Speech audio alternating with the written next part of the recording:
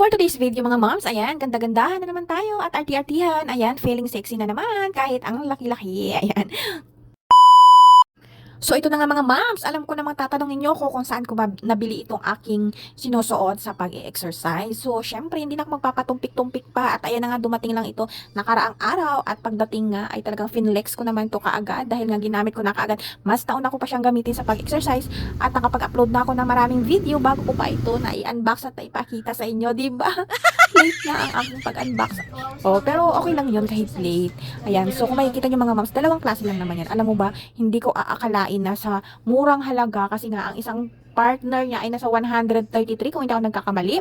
Ayan. Tapos dalawa lang yan. So nasa 300 something, 305, 300 kasi syempre may shipping fee pa yan. So ganun lang kamura. Tapos ang kapal niya talaga. At least as in talagang nakakapiga siya ng tiyan. Talagang ang sarap niya suotin. Talagang yung papaliitin niya talaga yung tiyan mo. Kaya kung mapapansin niyo dyan is talagang lumit yung tiyan ko. Dahil nga itong ating outfit ay doon nakafocus. Kaya kung ikaw ay nag-workout, kung ikaw ay nag-exercise, nag-jogging, or nag-gym, nako, napakagandang gamitin po ito. Napakamura lang din ko mga moms. 300, tapos terno na. Eh, di ba magkano na ang mga damit ngayon? Siguro kung i-rate ko ito, pwede itong i-price ng 500 to 1,000. Ganun ang quality niyan, kaganda.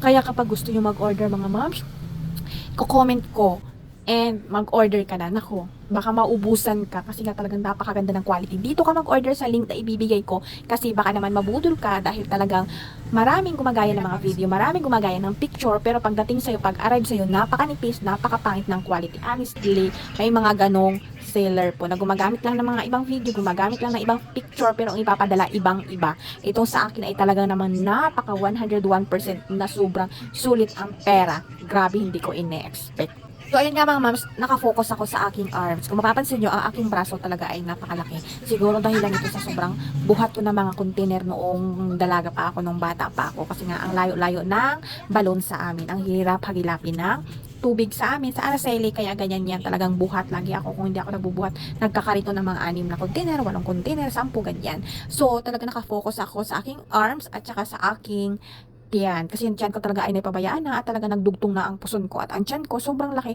Pero natutuwa talaga ako ngayon kasi talagang nabawasan na po talaga ang aking timbang at ang aking tiyan ay talagang lumiit na siya.